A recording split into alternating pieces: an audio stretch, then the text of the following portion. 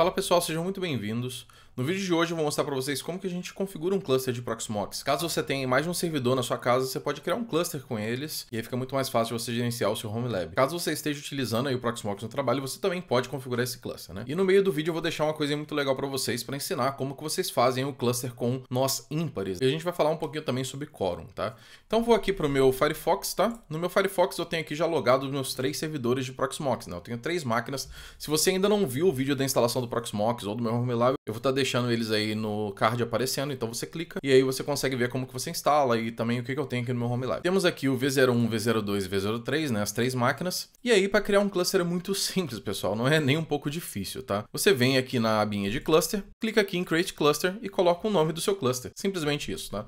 Então eu vou chamar esse daqui de NXT Home, tá? Que é o nome aqui do meu cluster de casa. Ele pergunta aqui qual que é a interface de rede, né? Eu vou deixar aqui a interface 1010, né? Eu só tenho uma interface, então essa daqui, e clico em criar. Quando eu clico em criar, ele vai executar uma série de coisas aqui e vai deixar esse cluster pronto. Então se eu vir aqui no status, ele está aqui criando ainda, né? Criou, pronto, tá lá criado. Levou 10 segundos, eu tenho o meu cluster criado. Mas, Caio, você tem um cluster apenas de um nó. Como é que a gente adiciona outros clientes no cluster? É muito simples. A gente clica aqui no Join Information e aqui dentro do Join Information, você pode simplesmente clicar aqui no Copy Information e aí você vai no seu segundo nó, vai lá em Cluster também, clica em Join Cluster e aí você cola este conteúdo todo, né? Então ele vai pedir aqui o root password também do servidor que criou o cluster, né? No caso, a máquina que a gente copiou o comando de join. Eu vou digitar aqui a senha e aí ele vai perguntar aqui qual que é a rede que eu vou utilizar. Eu vou selecionar aqui a placa de rede que também está dentro aqui do mesmo range, tá? Então eu tenho a máquina aqui 192.168.10.10, que é o meu servidor master, né? E eu tenho 192.168.10.11, que é esse servidor aqui. Quando eu dou OK aqui, clico aqui no join, ele vai basicamente falar o seguinte: olha, estou tentando adicionar esse cluster, esse nó no cluster, e ele vai parar o serviço do PVE,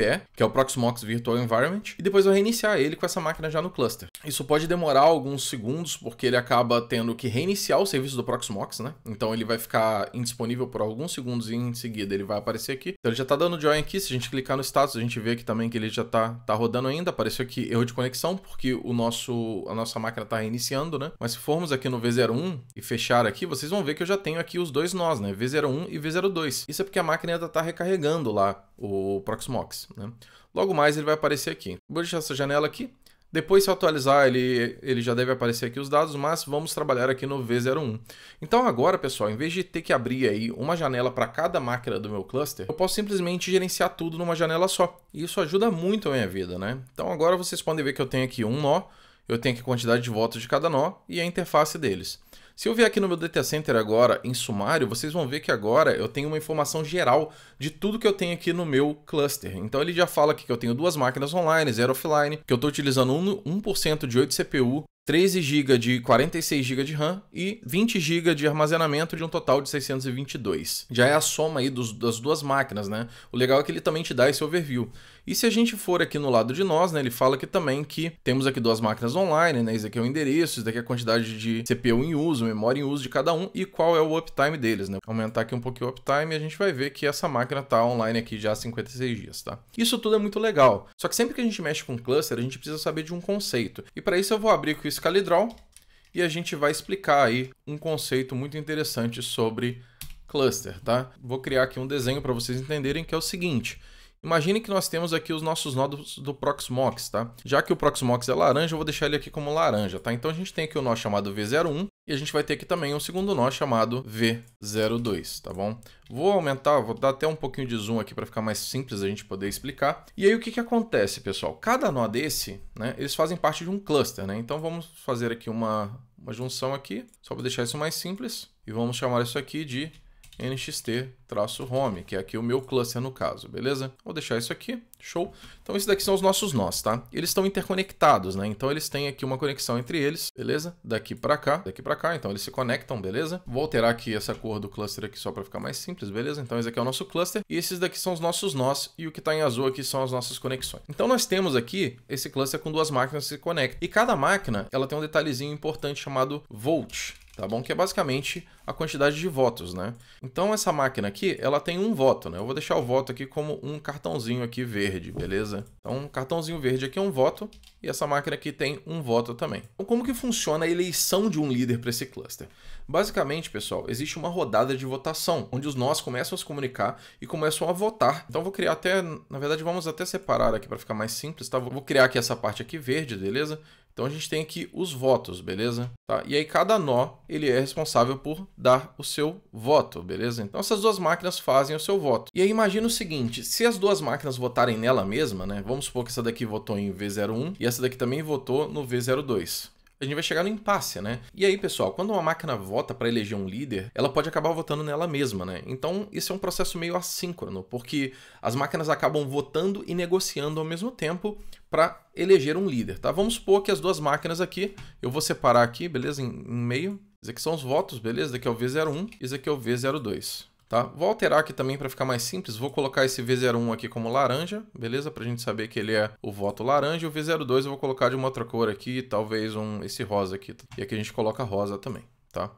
Então cada máquina tem o seu voto. Quando a máquina faz a votação, ela vai colocar a votação dela aqui, essa daqui colocou outra aqui, tem um empate, ele vai descartar, então os votos vão voltar. Vai acontecer no momento que uma máquina vai ter mais votos que a outra. Então essa máquina que tem mais votos, ela é eleita como máquina mestre ou como máquina primária, né? Eu vou colocar aqui, quando isso acontece, uma máquina se torna primária, beleza? Quando ela é eleita como primária, isso quer dizer que ela é a mestre de operações, ela é o coração de tudo. Então ela que vai distribuir todas as informações para as outras máquinas. Quando você enviar um comando, ela será a máquina que irá distribuir essas informações, tá? Temos um pequeno problema aqui, não sei se vocês já perceberam o problema. Como nós temos duas máquinas, nós temos uma coisinha chamada quórum, tá? E o nosso voto que está aqui, ele tem um quórum. Vou até puxar um pouquinho mais para cá, beleza? Só para facilitar um pouquinho mais. Diminuir um pouquinho isso daqui. E colocar aqui também que isso daqui é o voto. Então nós temos uma coisinha chamada quórum, tá? O quórum é o seguinte, pessoal. O nosso quórum aqui vai ser 2, tá? O quórum é basicamente a quantidade de votos que a gente tem.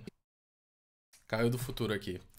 Eu acabei vendo na hora de editar o vídeo que eu acabei falando uma besteira. Então vamos corrigir ela rapidinho aqui, beleza? Eu tava dizendo que o quórum é a quantidade de votos que a gente tem. Isso não é verdade. A verdade, pessoal, é que o quórum ele é o mínimo de votos, beleza? Vou até anotar aqui. Para quem viu o meu curso de Docker, eu falei sobre Raft Consensus, né? E o Raft Consensus é um algoritmo, ele descreve bem essa questão do quórum. E aí, para explicar o Raft de maneira mais rápida e mais eficiente, digamos assim, eu vou fazer o seguinte. Imagine que a gente tem duas máquinas e elas estão conectadas numa rede aqui, beleza? Digamos que eu tenho um problema nessa rede aqui, beleza? E essa rede aqui, por algum motivo, ela vai ficar indisponível, ela vai ser cortada. Você não consegue saber aqui se no caso é a V01 que está indisponível ou a V02 que está indisponível, porque essa não consegue comunicar com essa, assim como essa não consegue comunicar com essa. Então, as máquinas pode ser que tenham uma disponibilidade da rede e as duas máquinas estejam disponíveis. E isso é um problema grande na computação distribuída. O algoritmo de consenso, eles resolvem esse tipo de coisa. Mais pra frente nesse vídeo eu vou falar sobre o Corosync, que é o que o PVE usa, né? Eu acho que o Raft é um bom exemplo disso, tá? Tem uma formulazinha do Raft que é o seguinte, é n-1 dividido por 2, beleza? Esse daqui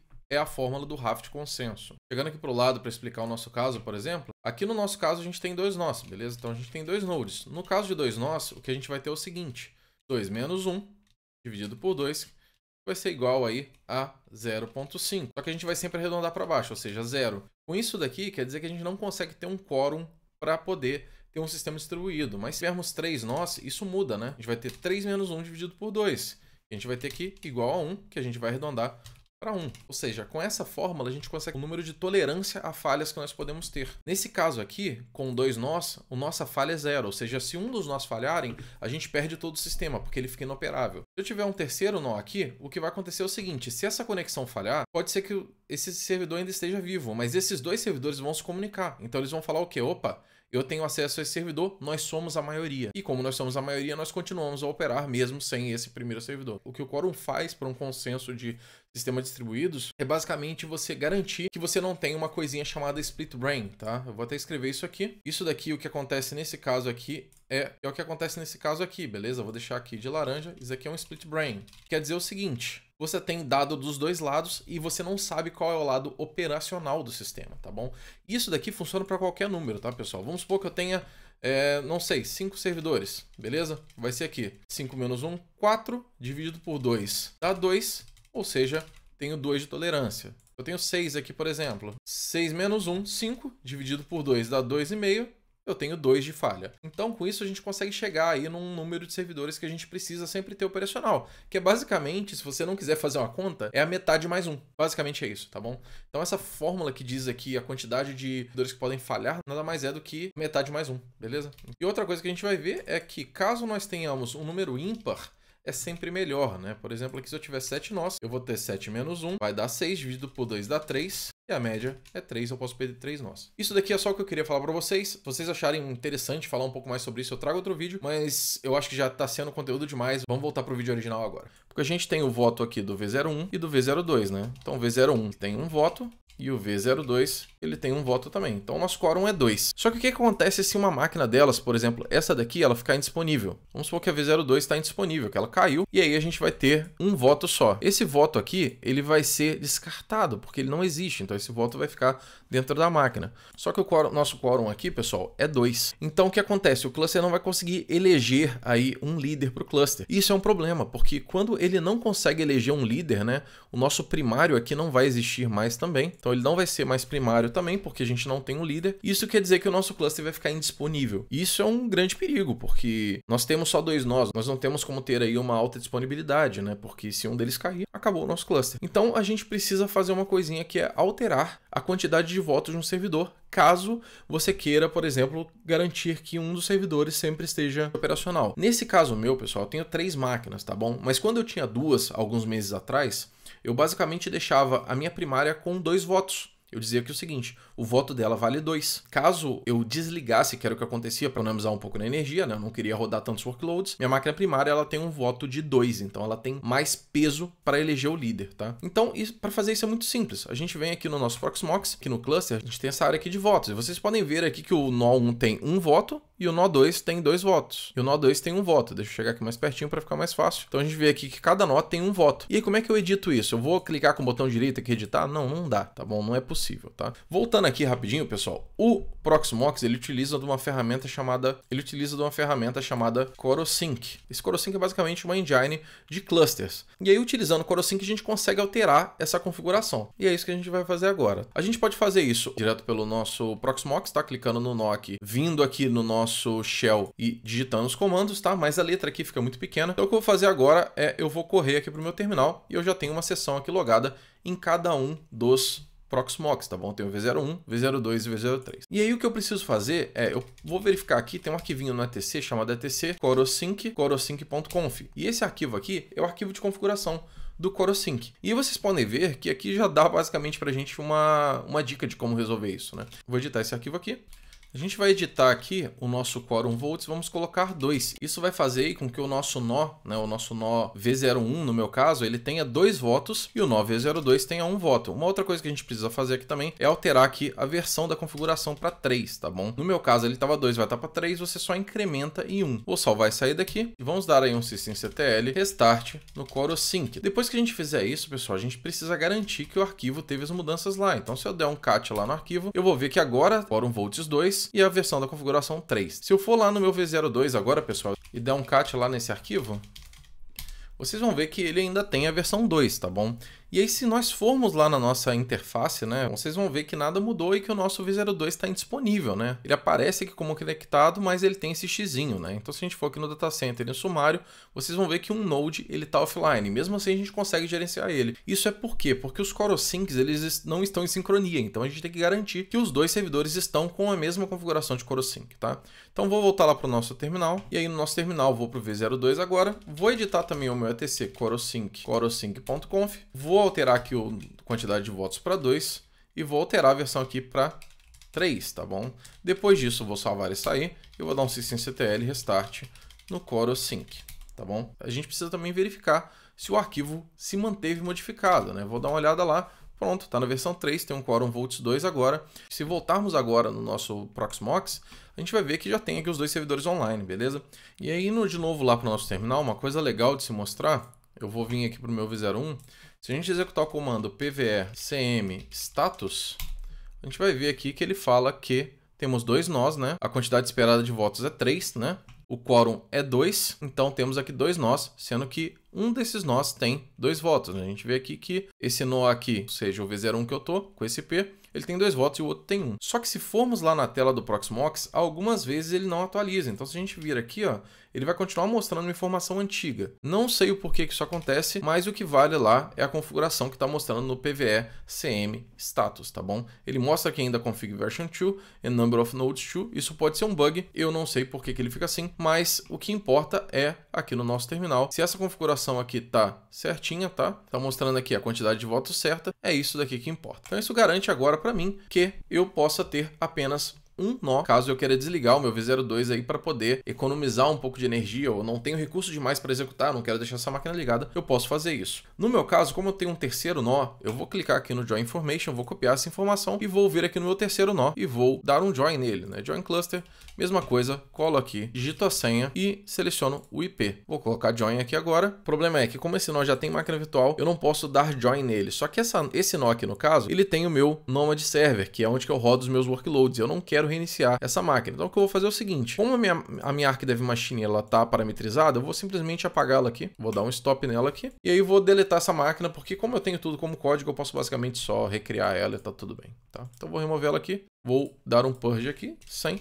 E o que eu vou fazer é, pode ser até uma coisa legal para vocês verem, é destruir esse cluster, né? E para remover o cluster, a gente precisa ir na linha de comando novamente, tá bom? Se eu for aqui no meu terminal, a gente tem que rodar um pvsm del node v02 no caso. Ele vai pegar e vai remover o nó do meu Proxmox, tá bom? Ele vai matar o nó e vai removê-lo. Removeu. Se eu der um pvsm status agora, ele vai falar aqui que só tem um nó, e esse nó aqui, como a gente alterou, ele tem 2 votos. Então, se nós formos agora no nosso navegador, a gente vai ver aqui que, atualizando, o nosso cluster foi desfeito, tá? Vindo aqui no V02, ele ainda está aqui com o meu cluster, ele vai ficar num estado um pouco estranho, então a gente precisa ir lá no terminal também e alterar lá o V02 para executar a mesma coisa, pvsm del node V01, a gente vai ver que ele não vai poder fazer nada porque não tem o quórum, né? Afinal, ele não tem a quantidade de votos bastante para poder executar isso. E aí, nesse nó que eu preciso fazer? Eu preciso parar o PVE cluster, preciso também parar o CoroSync, preciso iniciar aqui o meu cluster em modo local, que é o PMX CFS-L.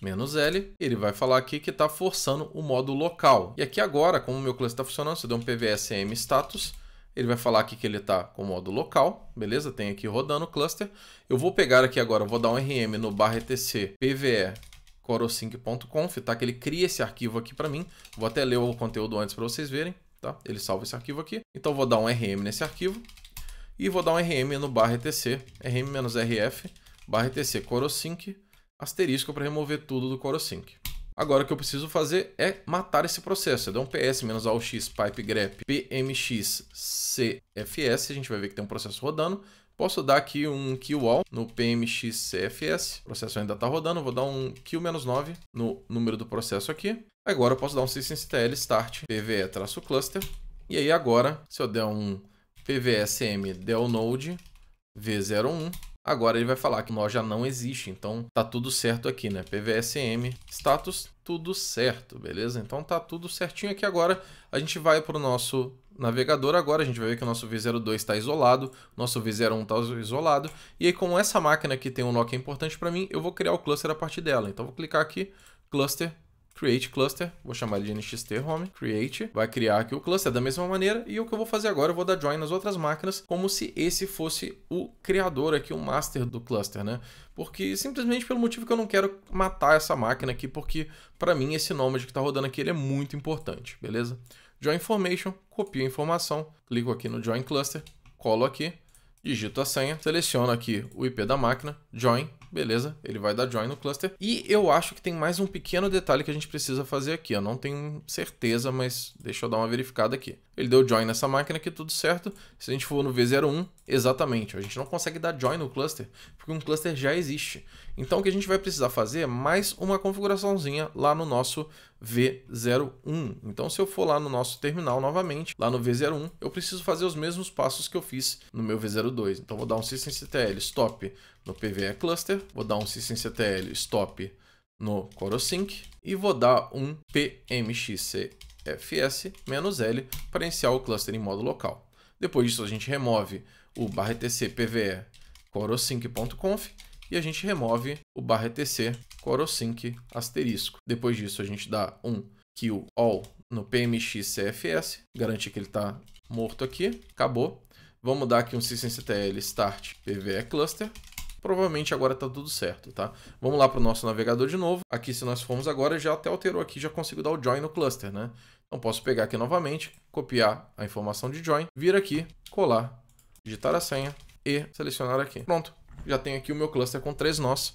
E aí eu posso acessar ele por qualquer uma das máquinas agora, né? Se eu for no V02 aqui agora e atualizar, né? Ele vai dar um erro aqui de certificado, lógico. Vou aceitar o risco aqui, digitar aqui meu usuário e senha, mas já tem aqui o V01, V02, V03, a mesma coisa para essa máquina aqui. Vou digitar aqui a senha dela. Temos aqui V01, V02 e V03. Pronto, tá tudo verdinho, tudo certinho. Mesma coisa aqui no V01. Então agora o que eu posso fazer é basicamente acessar os nós do Proxmox através de um simples endereço. Eu posso escolher um dos nós, não preciso ter mais os outros abertos. E aí, através desse endereço único, eu consigo gerenciar tudo. Eu consigo, inclusive, dependendo da configuração, movimentar a minha máquina entre os nós. Existem outras coisas que a gente pode fazer, como, por exemplo, adicionar certificado ao host, dentre várias outras coisas também. Posso configurar também aqui um storage remoto, mas isso é um assunto para um outro vídeo. Bem, pessoal, era isso. O vídeo acabou ficando um pouco extenso por conta dessa destruição do nosso cluster de Proxmox, mas acredito que isso seja um assunto bem interessante também. Eu não acredito que eu tenha visto isso em algum vídeo ainda. Eu lembro que eu já tive esse problema no passado. Entrando na documentação do Proxmox, eu consegui encontrar os passos para poder resolver, mas eu acho que é um bom conteúdo aí também, então vou acabar deixando isso no vídeo porque acho que é bem interessante, tá? O assunto era esse, pessoal. Espero que vocês tenham gostado. Se vocês quiserem mais vídeos sobre Proxmox, deixem nos comentários do vídeo, beleza? De novo, a série de Proxmox ela não vai acabar. Vão ter vários vídeos sobre Proxmox, só que ela não vai ser sequencial. Então, eu vou estar variando um pouco no conteúdo. Uma coisa que tem faltado um pouco no canal é mais conteúdo sobre DevOps em si. Então, eu devo fazer alguns vídeos aí sobre Nomad, por exemplo, sobre infraestrutura como código e talvez algo mais moderno. Tem também uma novidade aí que tá para sair. Eu ainda estou trabalhando nela. Assim que tiver disponível, vai estar aqui no canal. Vai ser uma coisa muito legal para vocês e vai ser também gratuito. Tem algumas iniciativas que eu estou trabalhando, mas eu preciso de um pouco de tempo ainda para poder consolidar e trazer para vocês da melhor maneira. Se você não quiser perder isso, é só ficar inscrito no canal, ativar o sininho, que aí você vai receber as notificações, e seguir aí nas redes sociais. Eu ainda tenho meu Twitter, eu tenho agora o Blue Sky, eu vou deixar todos os links aqui na descrição, no Linktree. Se você estiver me seguindo aí, você vai receber essas informações em primeira mão, beleza? Pessoal, o assunto era esse, espero que vocês tenham gostado e até mais.